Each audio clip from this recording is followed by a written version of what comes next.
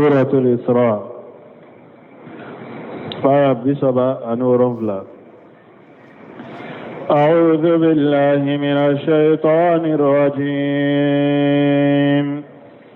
بسم الله الرحمن الرحيم. ولا تمش في الأرض مرحا إنك لن تخرق الأرض ولن تبلغ الجبال طولا. بسم الله الرحمن الرحيم. والصلاة والسلام على نبينا محمد وعلى آله وأصحابه وسلم تسليما كثيرا. سبحانك لا علم لنا إلا ما علمتنا إنك أنت العليم الحكيم. أستغفر الله الذي لا إله إلا هو الحي القيوم وأتوب إليه. اللهم انفعنا بما علمتنا وعلمنا ما ينفعنا وزدنا علما. بي أرابا سوية هجرية باكلياني كمناني أني بناني أني ناني شهر ربيع الأول من هجرة سانكالو سبانا بسوين بكيو بسبانا ميلادي نصارى كجاتي با فلاني مغاني فلا سانكالو تانا بسوين بكو مغاني ورونا مبي دورا بكم مسجد الرجاء وانبو كنو. أعوذ بالله من الشيطان الرجيم. ولا تمشي في الأرض مرها إلى آخر الآية. يقول تعالى الناهي عباده أن تجبر وتبقتر في المشية. على بافو مسامين كورو تالندو كاكا جوم بالي yere sago kema ani lamaga tamala yere bonya ani nibe tama nibi yere lamaga alako wala tamsi fil ardi maraha akoy kana tama dugu koloka ni yere bonya ni yere sago ke maraha kore munya ay mutabaqatira mutamaila mashyal jabbarin ni bi yere lamaga ki yere jenge komi yere bonya bagaw ni yere sago kelaw be tama chogome alako ni ebe tama ikanoke innaka lan takhriqa li arda akoy fule iteseka dugu koloyin fara iteseka dugu koloyin sogo ay lan taqta li arda bi mashika ni eyilla magalla ikatama la chogo yere jenge ikatama la chogo ni yere bonya eteseka dugu koloyin chige eteseka sogo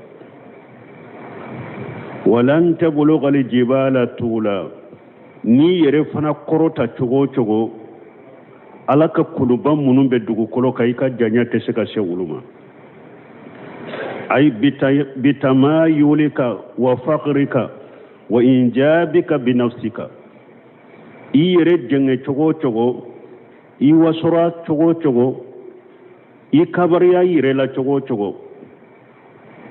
iteseka she alaka kulunuma i ka teseka yire janya ka she alaka kuluma بل قد يجاج فائل ذلك بالنقيض قصده أبلا مؤمن بين كوسوكه كتامني يره بونياني يره لامغاي يره جنگه بروتي يره كورتا كروب ككبا يره لاكي يره بونيا على بشكا يسرانيكا لانيني تانا يره ويمون ebe kaba yere la ebe janga puruki yere korotare ala beshaki majigire ala besaki majigi ki sarane kala nyini tanaye una nahrisa sahalen kuno kama sabata fi sahihi kama ana nahrisa sabatilen kuno bukhari ni muslimu la bainama ar-rajulu yamshi kiden ko fenni nyogonce cedo wabake katama fi man kana qablakum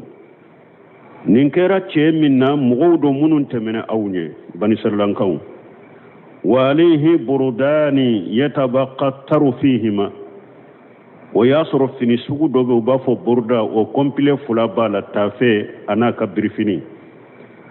a b'a kɛ k'a yɛrɛ janga janga complet fula kɔnɔ k'a yɛrɛ jɛngɛ jɛngɛ a ka taama la i je ko sifa bihil aradu k'a to la dɔrɔn ale dugukolo jiginna ye k'ale to o taama sugu n'o yɛrɛ bonya la dɔrɔn ala ye dugukolo jiginna ye fa huwa yatajaljal fiha ila yawmil qiyamati ciden ko cɛ in bɛ lamaga dugukolo kɔnɔ ka taa fo ka taa lahara harisa bɛ lamaga dugukolo kɔnɔ ka taa fo ka taa lahara wa kadhalika akhbara Allahu ta'ala an Qaruna abu cogo la Allah y'an kibariya Qaruna fana annahu kharaja la qaumi fi jinatihi Qaruna fana bora akan mɔgɔw cɛ lala na kan masiriye a b'a kɛ ka yɛrɛ bonya wa anna Allah ta'ala qasafa bihi wa bidarihi al-ard Qaruna fana ala ye dugukolo jigina n'a ka du bɛɛ ye Qaruna ye dugukolo jigina ka du bɛɛ ye wala hadamaden kan i yɛrɛ bonya i kana kaba i yɛrɛ la ni e y'i yɛrɛ bonya i kabari i yɛrɛ la dɔrɔn ala bɛ se k'i sara n'i ka laɲini tana yɛrɛ k'i yɛrɛ ma jigin komi a y'a kɛ mɔgɔw la ka kɔrɔ Ali ibn Abi Talib cɛ dɔ delila k'a yɛrɛ masiri ka kunkolo peɲɛ a bɛ kamalenba taama nana Ali ibn Abi Talib la ko Ali la ko bɛ ne dɔn wa a ko n b'i dɔn a ko e lesiri fa dama bɔra bɔgɔ de la e yɛrɛ ye lawaji de maniji i jɔlen sisan sobe de bɛ e kɔnɔ i farikolo min filɛ nin ye tumu ka dumuni dɔ cɛ jɔlen a sagira ka taa fini minnu ɲa y'u don n'a bɛ kaba yɛrɛ la taar'u bɔ mɔgɔw tɔw bɛ fini sugu minnu dɔ k'olu dɔ ka fara mɔgɔw kan donc ala y'a yira ya hadamaden kana kaba yɛrɛ la kana yɛrɛ bonya i yɛrɛ ma jigi de ni kabale yɛrɛ la dɔrɔn k'i yɛrɛ bonya ko i b'i yɛrɛ kɔrɔta ala ka jɔnw kan ala bɛ se k'i sara n'i ka laɲini tana ye k'i jigi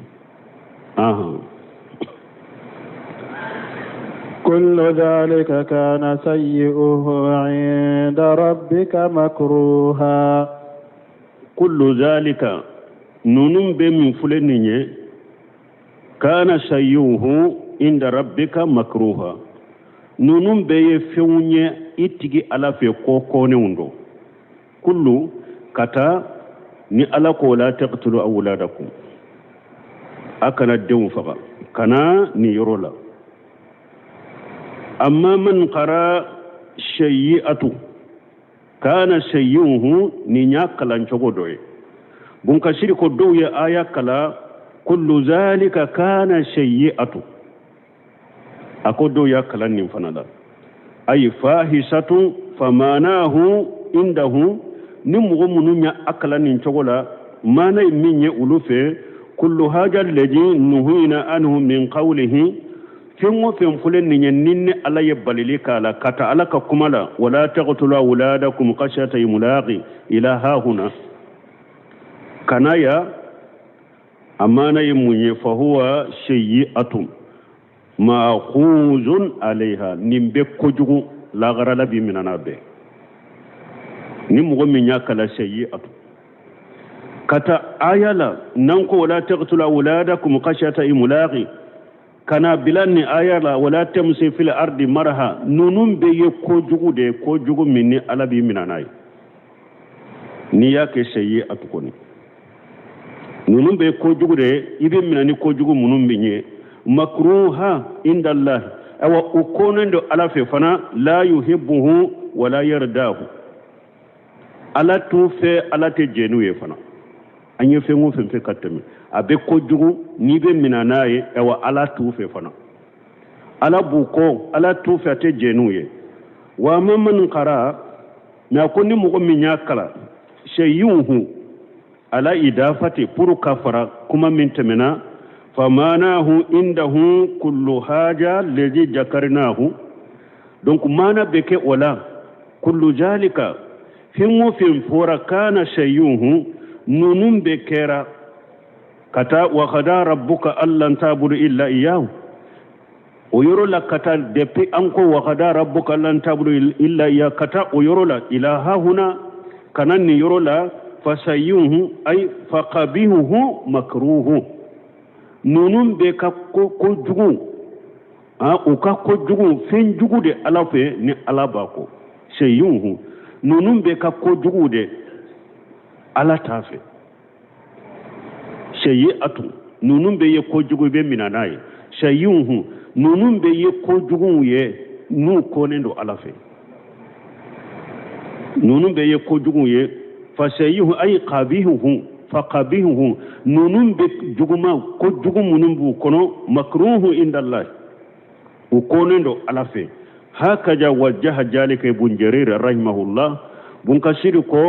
akon nin togola bun jarir ye kuma nunun tile nin togodel ذلك مما أوحى إليك ربك من الحكمة ولا تجعل مع الله إلها آخر فتلقى في جهنم ملوما مدحورا ذلك مما أوحى إليك ربك من الحكمة يقول تعالى ألبا فوق مسمى كرس علينا ويافوني أمرناك بهذه من الأخلاق الجميلة ala ko cide ni ala fule ki nyamrani nin jogo nyuma mununye wana haynaka anhu min sifatir rajilati ani ni bali jogo lankolo munuma ni aya nonun kono nonu nye kowde ni ne ala yo haw kana ima ni aya kono mfule ki nyamrani jogo nyuma mununye ki bali kabo jogo lankolo munuma nonu nye fende ni ne ala yo haw kana ima muhammadu puru ka mugo nyamranuye woriya to ala ko zalika akon nunu fulede ni nyamari kan ni jogo nyuma munu fule ni kafuye ni jogo lonkolo munu fule kafuye ku balila mimma auha ilayka rabbuka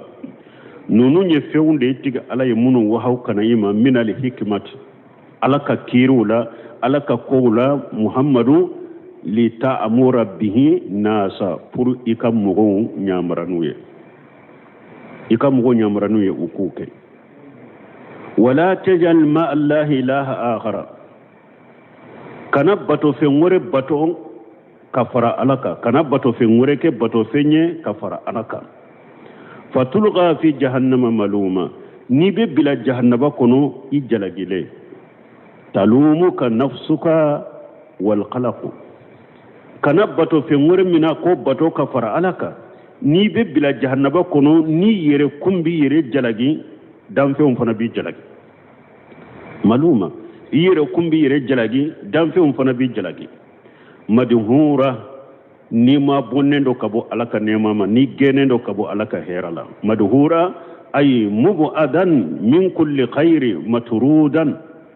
ni ma bonnembe hera bela ani genendo kabo hera be kono wal muradu min haja li khitabi al ummatu bi wastati rasulullah sallallahu alaihi wasallam nin kuma alakal la nyine munye nin kuma la ayi kuma nye shi cide ma me alakal la nyine be cide kam mantonde ma me cide nya ala yan kuma nyugonya ni cide ka cide nya de ko bila anna ce ka kuma fo ni atoye me alakam be cide kam mantonde ma fa innahu salawatullahi wa salamu alayhi masum parce que cide alaka tanu ba kana kishi ciden kisile no kabo fulan ka foyamu jogolan kulo munun fora aya kono ciden kisile no kabo uma me ala ye kuma nyase alema munna aunde koso akambe akam mantonde ma ciro cidon kisile be nunuma أخاصفاكم ربكم بالبنين واتخذ من الملائكة إناثا إنكم لتقولون قولا عظيما أفأسفاكم ربكم بالبنين يقول تعالى ألا بافو مسمين كورتال ويافو مسمين كورتال أراد على المشركين نابي أردوك مشركوك ألا يرمين تايا كدام في ونيه أمو سبتي غالون كده كافو ندى يودا وتتا كندا nku bila min kadi minya kafu min kadi minya akake nu sheri malagara nu sori jahannaba kono te ala yere mo kede ale min yadda ale min taye beye ale min be mara ale min be garjage ama mogo tu bolo de ni ye kuma fo amanka ye kewale ka amanka la be aradu ki kadi aradu te siga bo dina kono ka fo an kana aradu ke nyon ka o te siga fo dina kono nyon soso fana te siga bo dina kono mais min ye aqida ye doro mogo te siga nyon soso aqida de la kabe o te siga ke nyon soso te siga ke aqida la abada na bebe oka mais min ye masailati istihadiya fiqhiyya masailati fiqhiyya ñogon soso be se ka ke ola ate fara mais wona tabe abe cinya ñini fiqh masaila be se ka ñogon soso ola mais har o yere cinya de be ñini sababu be yoro mi qur'ana ni sunna mbo tigi tata sababu min tala sababu te min tala ibabila ambe be o te se ka bodina kono mais ñogon soso te se ka ke aqila da abara ko ambe fara ñogon ka o te se ka kɛ fo mɔgɔw ko faamu fo aqida kɔni bɔnda la bɛɛ de ka aqida fa bɛɛ de ka ala kelen pewu bato foyi kana fara ala kan fo bɛɛ de ka so ciden ka sunna ma tuguli ka kɛ ciden ma ko ale de ye ciden ye maaba ma ci walijo ma ci seegu ma ci mɔgɔ fɔlɔ i ka mɔgɔ fɔlɔ ma ci i ka karamɔgɔ ma ci bɛɛ ka tugu ciden de kɔ a ka taasira a n'a ka sunna mogo te se ka ɲɔgɔn sɔsɔ nunu na ko a bɛ bɛn abada hari na aw yɛrɛ ye bɛn dɔ dila ni ɲɔgɔn cɛ galon bɛn de dɔn laban tɛ bɛn in na bɛn in tɛ se ka fɛn dila fana donc fo aqida kɔni yɔrɔ la min tɛ tiɲɛ kan min ye aqida bila aqida to ahli sunna wal jamaa min y'o bila bɛn tɛ se ka k'o kan de aradu bɛ k'o kan de o bɛ yira o la de ka nasiha kan kunnanjiya kaye ka cinya yira ala ka wele kana cinya ma ka wele kana gida nyuma na so na alhamdulillah na maso ara dubbe ko ka de aka ayire mabwa ma ka yire tige ka bo ma ni mo ni ote se ka je ara dutte se ka bo dina kono de parce que jamana yere fana yu yere damana sariya dila ode ka nyogon keru de nyogon lagosi de nyogon borto de o kadda bila de anka bete iyere ka sariya do dilani yere buno semino kuma no fana kawo nan ando na wa tauhidu bondalo be fo akoni mugo ye sariya dilani boloye minte ala tay minte ciden tay e yere ye sariya do sebe ka dilani boloye ka mugo bila o ka ko ke ka ala tabila akoy be kafiriya yere de akoy be kafiriya yere de ako parce que ni yaye e yi damana sariya dila ka mugo biloka kubo ala taka i bolo e tayin kanya ala tayin de sino ita kew atesiri akoni ni ka kiri tigene ala ta wote kelenya de ni mugo ye sariya de dilani yere ki bolo ka sariya do sebe ka papier do sebe ko mugo be ka kiri tigene ka mugo be ka barake ni ninye ka ala ta to ka tiren ta to ya koni be kafiriya yere de parce que ni ya ala ta to ka tiren ta to e ye fendilani yere iya yera wode kausala tai ala kan kisala kan tanga balmo fo silamo ka cinya yira nyogona de kuma min be se ka famu an ka cinya yira nyogona an ka la ta yira nyogonya an ka kunnan jake nyogonya an ka ciden ta yira nyogona an ka be ninde kuma an ka nyogon dila an ka nyogon bila sira an ka cinya yira nyogona an ka be ninde be se ka famu mi an ka fara nyogon ka an kan dade nyogona ni dinya yo de ni islamiya yo de qur'ana jiga kunye munye munna la be munafiqu fo qur'ana kono munna ala be mushriku fo qur'ana kono munna be ala be ala sosola fo munna la be ala batola fo munna mu'minu be fo ala ka hakima nda mbalimo donc ni nya araduye ni ala ba ke mushriku ka alikajibina mushriku munu nya galon tigelawye ajaimina munu nya galon fo alayhimul lainullah ni ala ka danga buka ni ala umabwa ka nemama uka kuma juma abena ala ko afa asfakum rabbukum bil banina akum mushriku yala autigi alawye aw suganti yani denkewde ka denkew di aw maka denkew ke aw tay واتخذ من الملائكة إناسا أيري ملكا من كوكا دموسوية على ينندك فاسكي مشركون أولوكو أن الملائكة بنات الله كم ملكا يلك دموسوية فجعلوا الملائكة الذين هم عباد الرحمن إناسا alaka malika mununya alaka jowu nyuma uye uluke musowiye summa indahu annahum banatullah ukele de muso yekele fulanna usagira kafoko alaka de muso dero summa abaduhum sabana uyubato usagira ko bato bunkasiru ko faqtaw fi kulli min al makhamati salas ako joyoro sabai mbela mushriku katawura kata an aziman قطو بلبلبا وقطورا قطو بلبلبا وقال تعالى منكر عليهم علىكم مسامين كورتالي كان ننكريوكا بس ويوم ملكيو كم موسوية كله فلانا وماتو موسويا ماتنده كو علاكا دي موسو سبنا وماتو لده وساقرا كوباتو كوافر علاكا نينجو يورو سبايم بي مسيركو قطورا قطو من كبو كوسوبي ودياتو لكو أفاسفاكم ربكم بالبنين أو تيجي عليا أو سوغانجا كدينكو ديكي أو تاي واتخذ من الملائكة ناسا أرير ملكاو من أقوكا دموسوية لتقولون قولا عجيما أو مشركون أو يكما بافون نيدا على يريكا دموسو سوغانتا يري كما أو باقلون فوچوغمي البنات ثم صدد الإنكار عليهم alaka demuso suganta yere kuluka demuso ka cewdi awma o kofi alaye nankariya liggeriya uka ako innakum lataquluna qawla azima ay fi jamikum anna lillahi walada aw yakuma ba fonni nyade ka galon fo ko dembe ala bolo summa ja'alukum waladahu li inasa o kofi ka sage ka alaka donke musomawye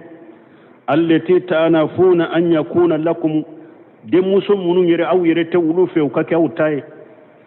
aw yere te demuso munun fe aw tara wulu ka ala tay وربما قتلتموهن بالود akacha yere arabu yere jahiliya la san islamiya kana demuso yero beta nyanama ya sude do kadinga se kanyanama da kono ka sudo fatilika ija qismatu dija ala ko mushrika aw yetilali min kenye ni nyetinyali dengele ajengena ayokuma bafofana ala ko ayawre kono wa qalu attaqaja arrahman walada ala ko mushriku ko dembe ala bolo ko ala demmina laqad jitum shay'a idda ala ko mushriku awna nani kuma bayenye ayokuma konen fo takadu samawati yatafattarna minhu soni sankaba wulon fula yere tumbe ci ka bonyogona kuma indugu yakoso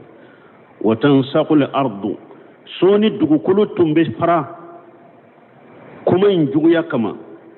watakhiru lijibalu hadda soni kulu tumbe guruja ka kari ka ke muguye kuma indugu yakama kuma juma anda wuli rahmani walada ni musirku ko dembe ala bolo nin kuma jugu yakoso sankaba wuron fula tumbe ci duguma kulo wuro sumba tumbe fara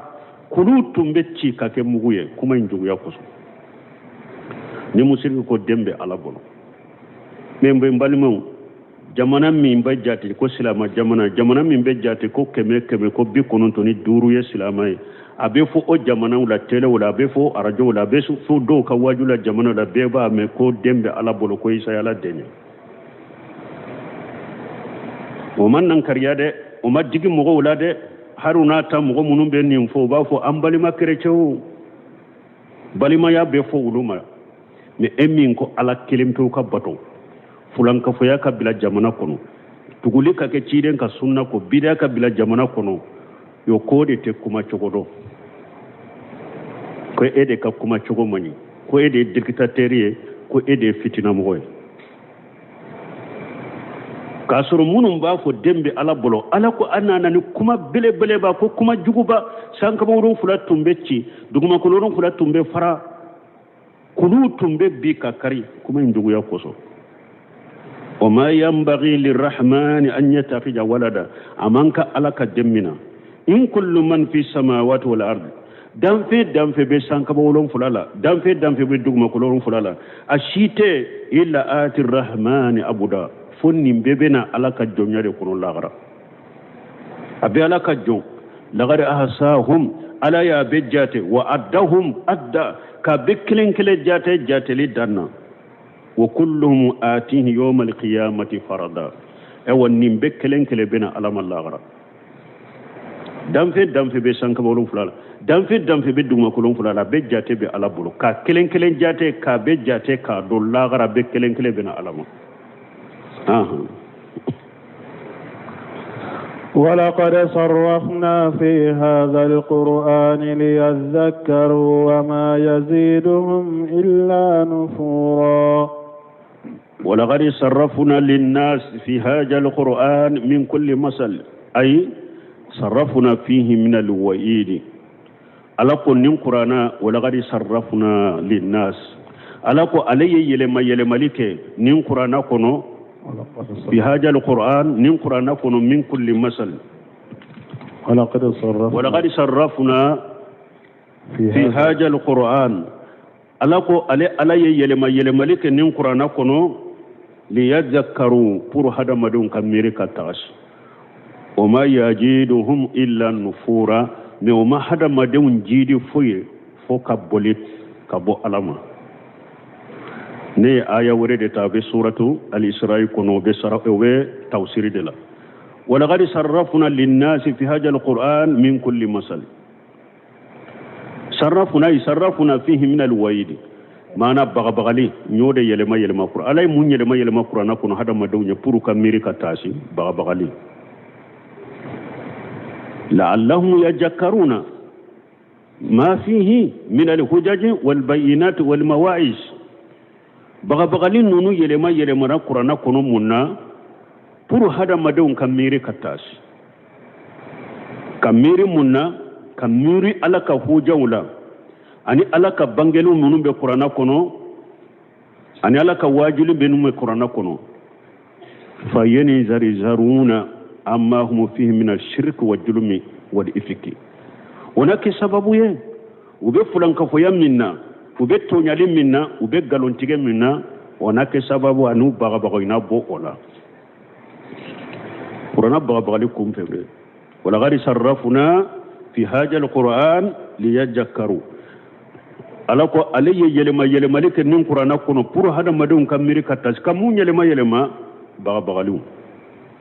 bagabagalu yelema na nin qur'ana kono pour hada madun na miri unatas huja munun be qur'ana kono della munun be qur'ana kono wajun munun be qur'ana kono pour na mire ulola una tasi ulola ona ke sababu ye ku bagabaga ku bali ku bo uka fulan ka foyala anu ka tonyali anu ka galontire wama yajidu illa nufura nyama foy faru wama yajiduhum ay zalimina me qur'ana ka wajuli munun fulen nye akakkan kar madam munun fulen tonyali kala munun be hada madawna qur'ana ka wajuluna kakkan kar madamu jidi foila illa nufura anil haqqi wa boda minhum amu jidi foila foka bole ka bo cinyane ane ka mabo cinyama awu jidi ka bole ka bo cinyade nye ane ku mabo cinyama ka soro fora pour ka wajude ika sagu kode na yeddo far hada madon ka bole de ka ku bole ka bo cinyama ku mabo cinyama hada made mununye tonyale kelawu yakoni قل لو كان معه آلهة كما يقولون إذا لابتغوا إلى ذي العرش سبيلا قل ما مرافوه لو كان معه آلهة كما يقولون نا ياسر باتو فيهم بي نو فرالمبي علاكا نو بسكا باتو كفر علاكا كمي أو مشركو باكي كافو تشغمي إجا لابتغوا إلى جيل أرسي سبيلا ulu bato fewu nyere tumbe bato sira do nyene kata ala de ma mimbu gere ala la de la nyene munye munu ne ebake ka bato fe ngore bato ka far ala ka ko puro aki gere ala la ala ko na ya sor bato fe ngore be ni mbese ka bato ka farale ala ka ko bato fen yere tumbe bato ke pura ka gere ale ala de la bo munna e yere tenne ala bato shinya kele yaqulu ta'ala qul ya muhammadu li hawla mushrikina alakum masamin korotalo ko afo muhammadu afo ni mushriku ye ja'imina anna lillahi sharika min khalqihi munum ba galon fo ko je nyogombe ala la ka damfeula al abidina ma hu khayrahu munum ba ke ka ala tanabbato kafara alaka li yuqarribuhum ilayhi julufa puru obato fenku gere ala la afuye law kana al amru kama taquluna na ya soro kobe kome au ba fe chogomide wa anna ma hu alihatan tu ubadu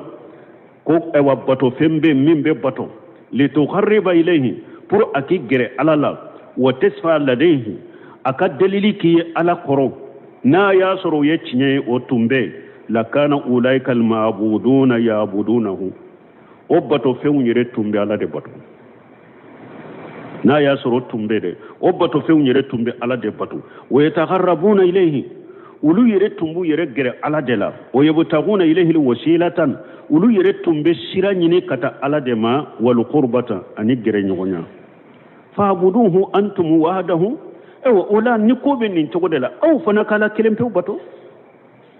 aw fana kala kelempe bato kama ya'budu man tad'unahu min dunihi kuma aw bake ka munum bato ko fara alaka ulu ya ala bato chogomi aw fana kala bato chogo kere nake munu nye kaburu tigi do fara alaka ya fara alaka munna amma fa alaka jonyoma de do ko ale ba fara alaka da ka gire alala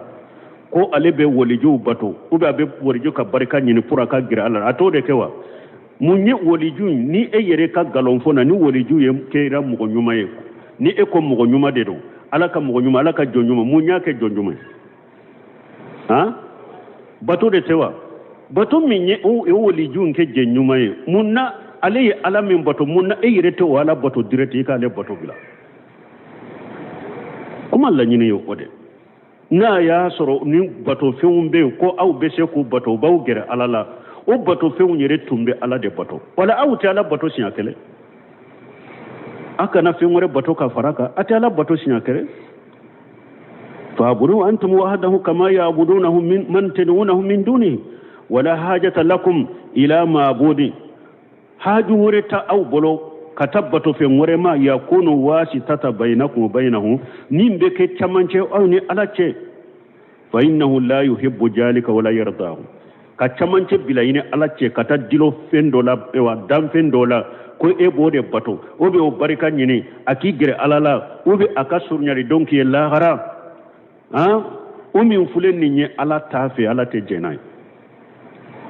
ni mo min tora ko ken ala tafi ala te jenai bal yakrahu wa yabahu ala ba kode ala be ba made wa qarinaha an zalika ala alsinati jami'u rusulihi wa anbiya'ihi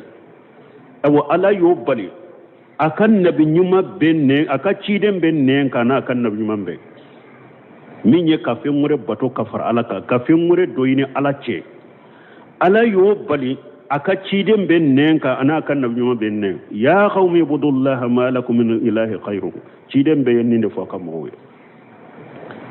ngam wa ya la kelempe bato kana fo bato kafara alaka ciden be benni de fo awon balmu ba fo nunu de ma wasila nan sera tauhidi rola ambo fana prepare latigi wasila adobe wasila be tila katatila yoroma fula fulo ubafo min mana wasila ubafo ma ko tawassulu gorobali abetila katatila yoroma fula de mafulo tawassulu lil mamnu'u wa tawassulu lil jaiz tawassulu min yim mamnu'e abalilendo haramudo ani tawassulu min dagara tawassulu lil mamnu'u tawassulu min ye haramuye o fana betila katatila yoroma fula atawassulu shirkiyya wa tawassul bid'iyya tawassul min yashriku ani tawassul min bid'iyya tawassul al mamnu al muharram afana batila katani tilamayro mafula tawassul shirkiyya min ka fendo bilini alace min beke mushrikiyya shirkul akbar mukhraj min al milla o misaliya munye kaburu tigi sube kaburu kono su fatulen kofe ebo wole agishini ya fulana asfini ya fulana ibe kantigale ka kaburula sudo afatura kaba ebo wole ku karasa masina ndeme karasa masina mfurake karasa masina dentimbolo dendima karasa na masina garjage tenela ka garjage foni ibe kantigale ke aka kaburula ka kantigale kaye ninye tawassulu minye atawassulu shirki shirkul akbar mukhraj min al milla nin tawassulu shugun mushrikiya kumba bade do nimbi bo islamiya kono de pew mo be ni su ewa kaburu bato sugu be mo bolo ni ba do kafiri fulay koro mushriki fulay koro shirkul akbar mukhraj min al milla ewa ube min fo ko ka hujajo mo ka folo sane ka fa makafiri ka fa mushriki al quburiyuna kaburu batula nunun sentola de don kama ko kaburu batula be jiyan kono sisa ibe mogo chela ibe dugula qur'ana be ake ka kalika ka korofo ye huja jora kade huja jora kade ka fo kaburu batulo ye mushriku de shirkul akbar mukhrajun min milla o foida chamanchela don kama ko kuma be yoro mi takfirul muayyan ite se ko ode ke foy ka huja jwa cenga karasa ye kafir de me kaburu batoro ye kafir de kaburu barka nyini na ye kafir de munum beta kantigle ka kaburu la ka wori kaburu ma minambe kaburu ka wori do kono ki boloda kaburu tigi fulana ewa nyinda makasila kaburu tigi fulana mfurake kaburu tigi fulana ikimma ko nyanabo kaburu tigi fulana nyini ka demba ya kalifima e bolendo silamiya kono shirkul akbar mukhrajun min al-millah wa qad uhiya ilayhi aya man balagha wa uhiya ilayya hajal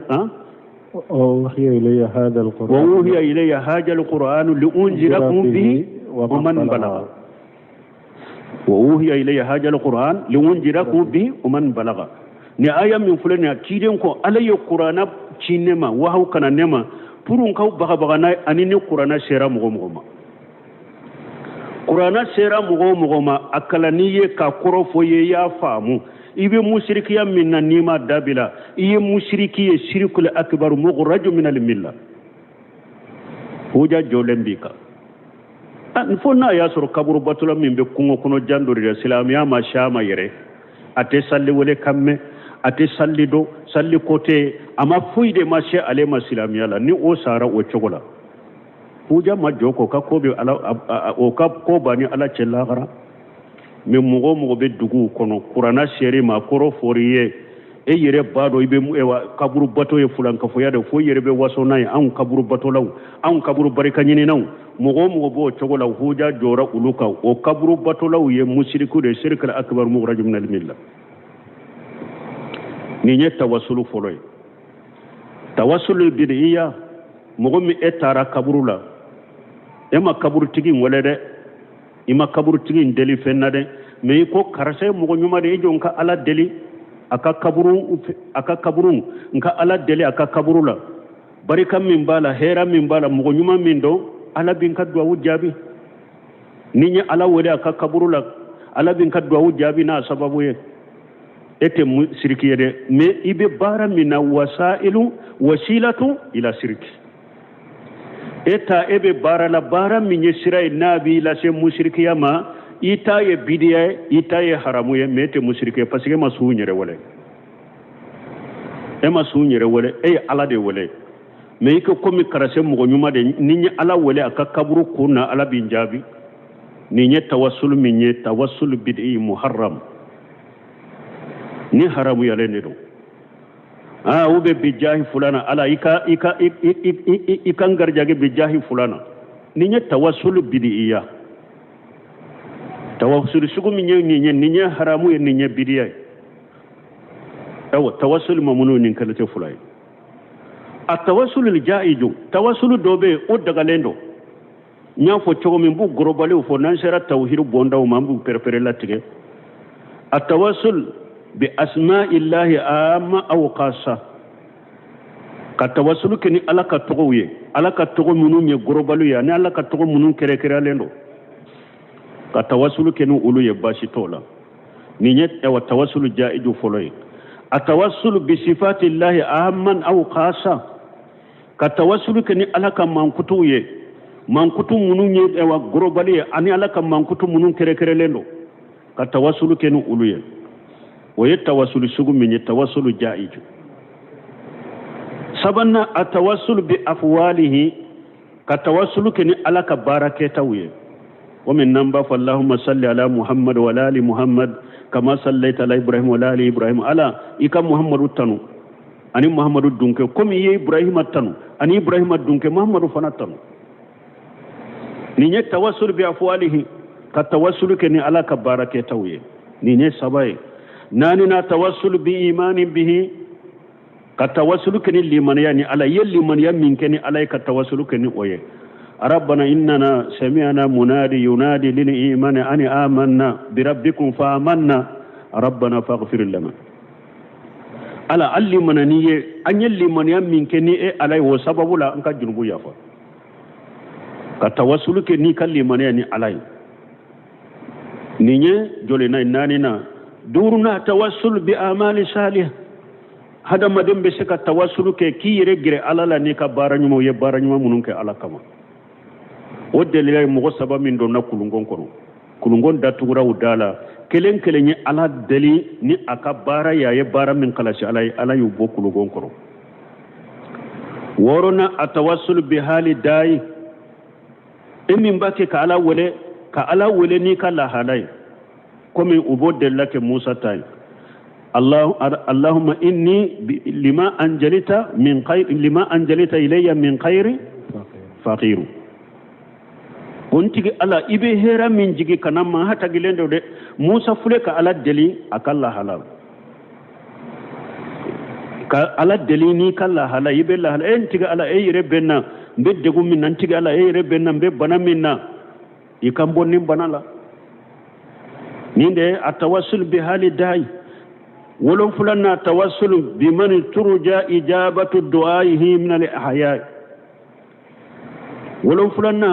كتوسل كي نمغو كدعوه مغو مني يربا جيكي كوا كدعوه بجابي ناتيكي بنيانا ما يلا مسا alaka jo nyuma do alaka mumuni nyuma do mغو nyuma do de do e yere ka jigila nyuma ya mi ala bato min ba bolo limaniya min ba bolo tawhid min ba bolo e b'a jigi ala b'a ka duwawu jaabi k'a fɔ karisa i ka duwawu kɛ n ye k'ala deli n ye baasi tɛ nin na wa tawasulu jaiju nin ko 7 de don ni ala y'an se u yɔrɔw ma tawhidu la kelen kelen n'a ka delilaw ni an y'o fɔ donc tawasulu dagalen ye ninnu fana de ye a bɛ daga mɔgɔ ka tawasulu kɛ ninnu ye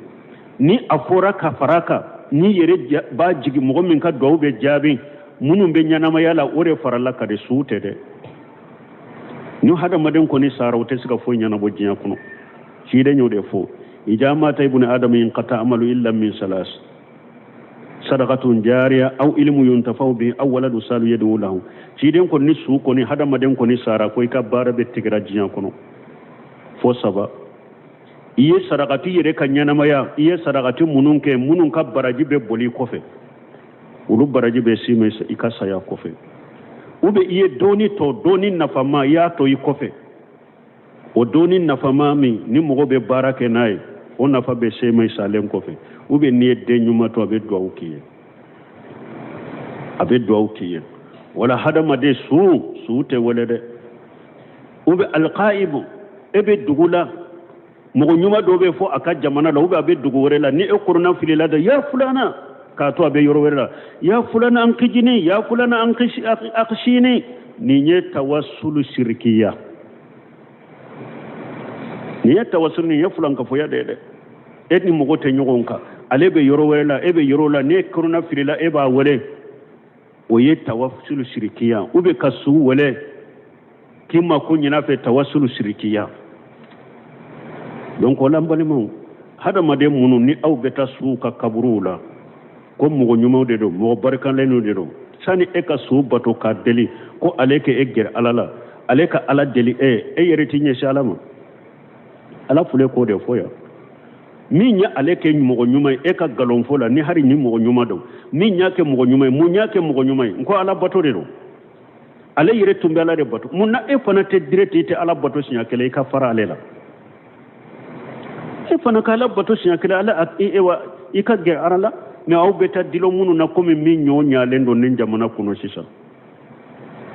kaburu de bejo kogo de bejo kaburu la bon de bejo kaburu so la ku ke jiara yoro sa nyelema mo beta sige ku lu beta bo kaburu la su abe kaburu kono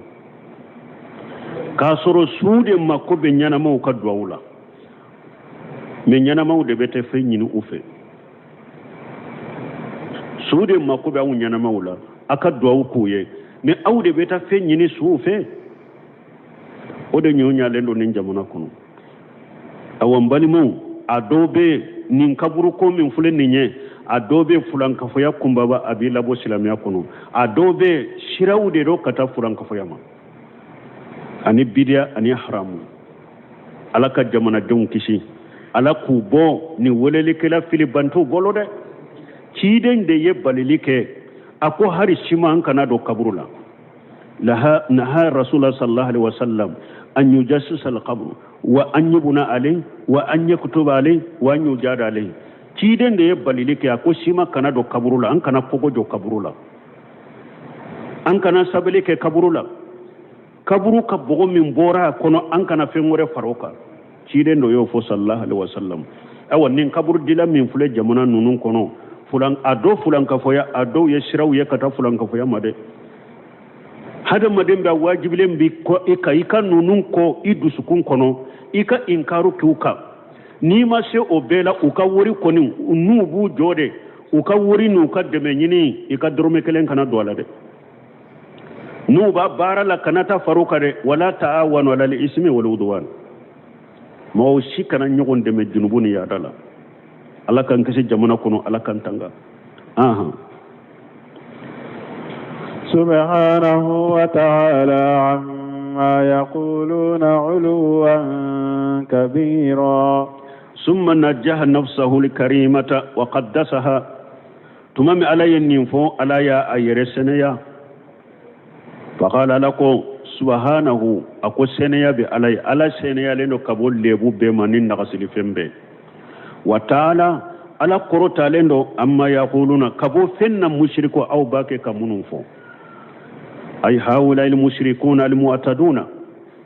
ala korota lendo ala senaya lendo ala korota lendo kabo fenna ni mushriku be munun fo ni yadantu bake kamunun fo az-zalimuna fi jamihum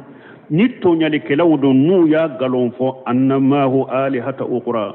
kobbato fe ngore farlembe alaka mugo munum bake kan nin kuma fo mushriku munum bake kan nin kuma fo yadanti munum bake kan nin kuma fo tonyali kela munum ba fo kan nin galon kuma fo ala senale no kabon nin kuma ma ala korotale no kabuma uluwan kabira korotala korota min kabbo kosobe ay ta'aliyan kabira korotala korota min kabbo kosobe bal huwa allah al-ahad was-samad alade alay masakelen de do alade masay dan fem be ba makonyini alade fe alladhi lam yalid wa lam yulad fem ala wolo ala ma fem wolo wa lam yakunu lahu kufuwan ahad ala ni foyte kelenya ni foy bolente ni foyte kelenya akam masayala bal malakan ke tawhidi tuyede senon ka jamano be cogomin ambe kasara bele bala jamana nunun kono ukanka tawhidi tigi be hammi jamana nunun kala halakanka tawhidi tigi be hammi تسبح له السماوات السبع والأرض ومن فيهن وإن من شيء إلا يسبح بحمده ولكن لا تفقهون تسبيحهم إنه كان حليما غفورا يقول تعالى تقدسه السماوات والسبع والأرض ala ba fonyene aya kono masamin korta lendo ko sankaba wolon fula bale ala seneya ko duguma ko ala fula bale ala seneya ani fengo fembe sankaba wolon fula duguma ko fula la mana ko nimbebe subhanallahi fo sankaba wolon fula be subhanallahi fo duguma kolon fula be subhanallahi fo danfe be sankaba wolon fula duguma kolon fula be subhanallahi fo ay min makhluqati alaka danfe unna otuna jinhu to ajimuhu ubi ala seneya ubi ala bunya otubaddiluhu tukabbiruhu wala ala korota ka ke fembay ka korta ka bo femma amma yaqulu haula al mushrikuna ni mushriku bake kam min fo sankaba ulun fula be ala subhanahu wa ko ala senale no kaboma duguma ko ulun fula ko ala senale no kaboma damfe be sankaba ulun fula duguma ko ulun fula la mushriku bake kam min fo kam min ke ko ala senale no kaboma wa tashhadu lahu bil wahdaniyati fi rububiyyatihi wa ilahiyatihi sankaba ulun fula duguma ko ulun fula damfe be sankaba ulun fula duguma ko ulun fula la nimbebe sereyani alaka kelebantiya de aka dalila aka batola aka togola aka mankutula fa fi kulli shay lahu ayatu tadullu ala annahu wahidu damfe be niya tatamanse bala min bayir la ko ala yekelempe wude ko jenyogon tala ko min ala ko takadu samawatu yatafattarna minhu وتنساق الأرض وتغير الجبال هدا أن داول للرحمن ولدا كم أنت من آية منا ni alako sankaba wolon fula surunyana duguma ko wolon fula sankaba wolon fula tumbe ci doni dugu ko tumbe ewa para doni kulu tumbe bika ke mugu ye doni ni musiriku ko dembe ala bodo ewa bunkasiri ko ne aya be ko mo nyogona de mushriku ye fem munun waliju munun fara alaka wiye maba munun fara alaka wiye kabur tugu munun fara alaka ewa sankaba wolon fula ye ala sene yara ko ala sene reno ko bwama duguma ko wolon fula ko ala sene reno ko bwama dan fe wure munun be sankaba no dugulo ko ala sene reno ko bo akabara ma mushriku wala to ala ko waymi shi ala ko ni aya kunu tusabbihu lahu samawati sab'u wal ard ako sankaba wolon fula be ala subhanahu fo duguma ko wolon fula be ala subhanahu fo o man fihinna ani fengo fembe sankaba wolon fula duguma ko wolon fula la wa min shay dan fe site illa yusabbihu bihamdihi fo ubebe ala subhanahu fo ube ala tanufana ay wa ma min shay min al makhluqati illa yusabbihu bihamdillah dan fe site ala ka dan fe unna fo abi ala subhanahu fo abi ala tanu walakin la tafqahuna tasbihahum mi autu ka subhanahu fo ya auta famude auta famu la tafhamuna tasbihahum ayyuhan nas hada madun autu ka subhanahu fo inde famu li'annaha biqilafi luqatikum parce que lubu ka subhanahu fo fol chogo minna ne minna langi minna auto famu وهاجة أمو في الحيوانات والنباتات والجماد أو بنكسي يكون نيجي غربال نيجي أمو ده ها فين من يفنينا ما ويو أبغلا ما ودوا كوكو كنونا فين والنبات أني فلين فين وجل جماد أني نيتي هاري منو نكلوني فين أبدا بينهم كنو وهاجة أشهر القولين ninde kuma fula bangale nya kuma fula min fora aya na ninde ya bangale kuma fula juman fora don ko ni ala ko yimmi shay illa yusabbihu bihamdihi ko oyede fenya na mon nima few ko men nite mununa ko luta ala subhanahu wa kuma fula nan ko abede ni be minna ni te minna abede be ala subhanahu wa ninde kuma bangale nya kama sabatani ibn mas'ud كما ثبت له مسعود بولو تشومي قال كنا نسمع تسبيح الطعام وهو يوكل ko ulutumbe minye ewa dumuni asumana fo ko ulutumbe o me ciden ka bolon koni ni nyogonce ni ciden be dumuni ke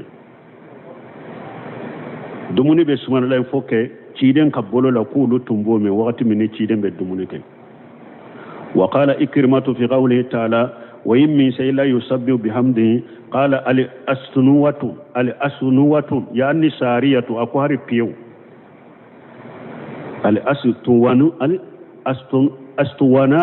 الأستوانات سارية piye nunu ako piye nunu be Allah subhanahu wa ta'ala fo tusabbihu ikrimata ko piye nunu be Allah subhanahu wa ta'ala fo wasajarat tusabbihu ako iri abi Allah subhanahu wa ta'ala fo wa qala ba'du salaf inna sarira al-babi tasbihu ko da be kam min fo ni ba dayele ni ba datu ko ya laka subhanahu fo de salafu do yo fo wa kharirul ma'i tasbihu ko ji fana bolika ko ya laka subhanahu fo de qala Allah ta'ala wa in min shay'in la yusabbihu bihamdihi ala ko foite fo abebe ala subhanahu fo wa qala sufyan ash-shawri an mansur an ibrahim qala ta'amu yusabbihu sufyan of course mansur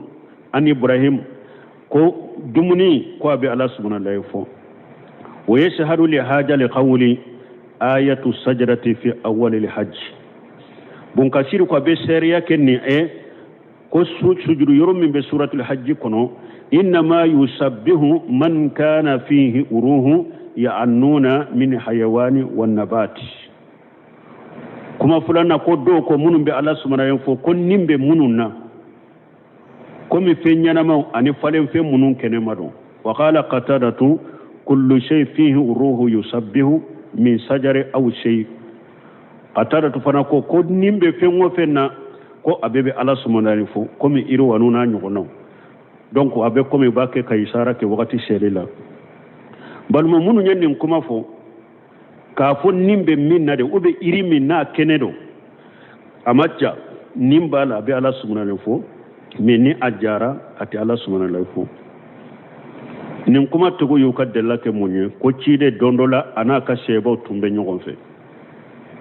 unana kaburu fulala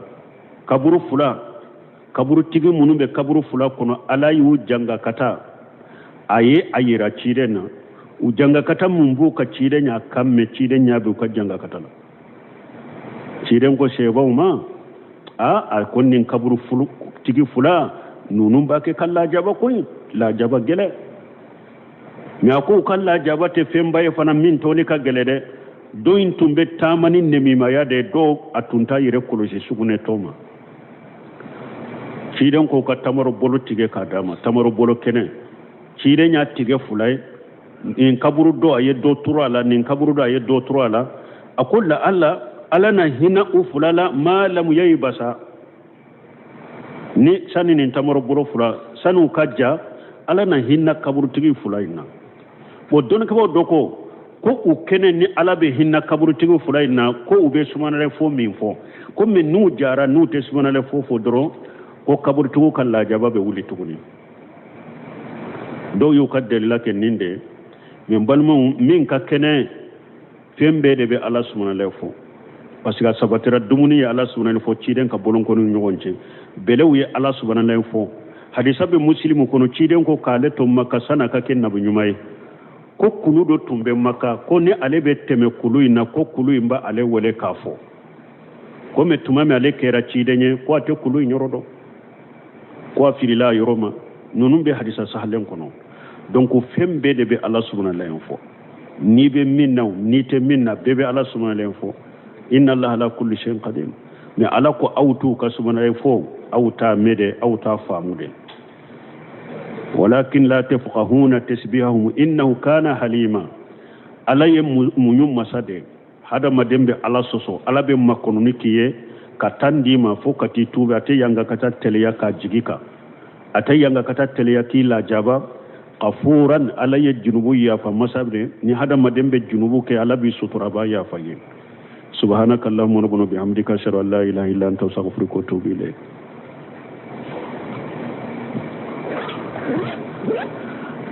سورة الإسراء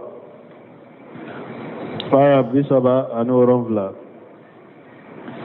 أعوذ بالله من الشيطان الرجيم